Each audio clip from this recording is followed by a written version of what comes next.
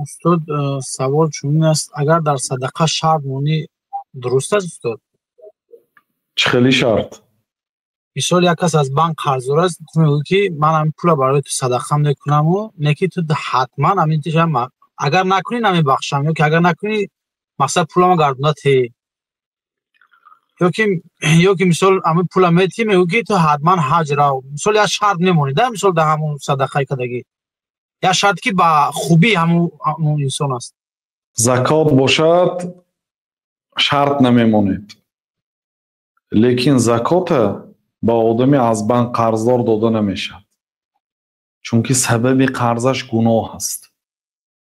ما با قرضدار زکات میدهیم، لیکن سبب قرضش دانستن در کار که اسراف و گناه و یعنی نباشد، ضد شریعت نباشد سبب قرضدارش.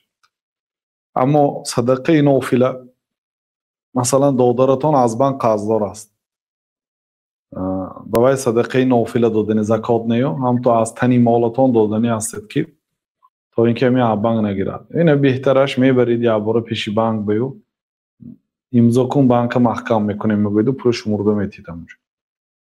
یعنی چون که اینها الکی بعضیش عادت کرده اگر پول تیدم منی بانک محکم نکره با دیگه رشوتاش هست، نقشه هاش هست. اگر یک آدم از بالا خلاص کردنی شوید همین خیال میکنید. بعد بسیاری آدم ها میگن که یک آشنام آمد نامی من به وای به بانک قرض گران دادیم از بانک، نامی من قطعی، یا اینکه یک آدم دیگر بیار که بانک تو برای تو کفیل شود میگد. اینها همش سوچستنیک است، همکار هست، همراه هست، سهم دارد در این گناه ریبا. هم به همین گناه خوش هست، شما شریک هست. بنابراین کسانی که بری با گیرنده ها یاری میدهید هوشیار باشید. بعد پشیمان شده میگردید آیا پول گرفته میگریزد خانه نام شما ماندگی نام اگر رفتو نتونم این آدم میتیاد شما کفیل ماندگی میگردید. بعد این خیلی آدمای ما بسیار دیده هستیم. چیکار کنم تو مصلحت میپرسم. برای همین یگان آدم برای گناه یاری نکنید. بله وقتی صدقه میتید اگر صدقه فرض باشد زکات باشد و جایی که الله تعالی امر کرده است همون جا بتید، لیکن شرط ماندن وای مالی وای است الکی حج براو. و بعضی برادرها دیروز من پرسیدن که پول میتیمو یک بار هم با پوتیافکه میخریم به حج.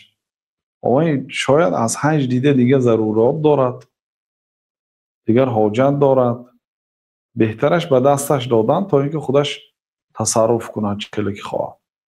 زکات باشد. اما صدقه نافله باشد شما میتونید چه خیلی تصرف کنید. یک بار پوتیافکش میخرید، یک بار بلد میخرید، این کار شما است.